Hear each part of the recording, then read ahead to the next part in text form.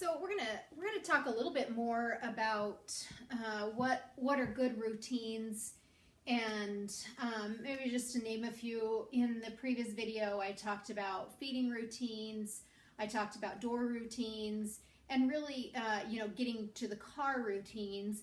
But in general, the way you figure out what a good routine is, and I've said this before, is what is your life and your schedule and your routines, and then plug the dog into it and literally write it out. It's very helpful to say, gosh, we're going to take the dog in the car, we're going to go hiking, and what do we do when we get to the trailhead? What do I want my dog to do at the trailhead?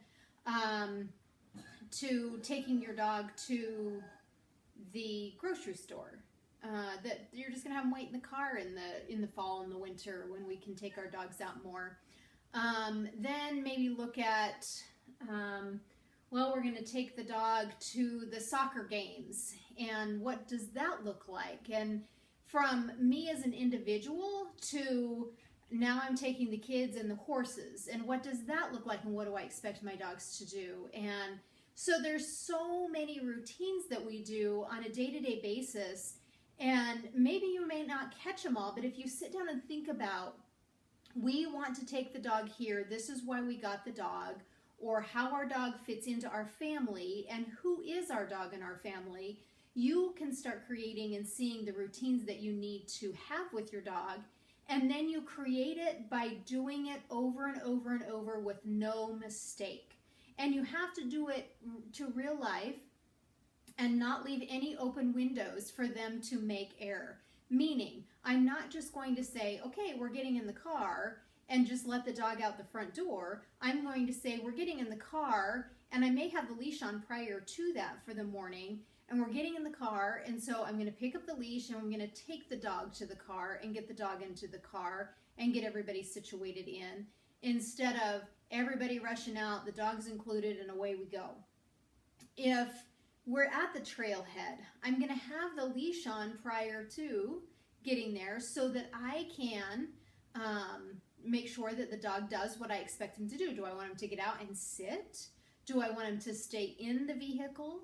Or, for mine, it's get out and sit, and then, wait for us to get ready to go, and then we head off together if we have to have leashes on in the beginning, whatever that is. So it's so important to write out, in general, what life is like with you.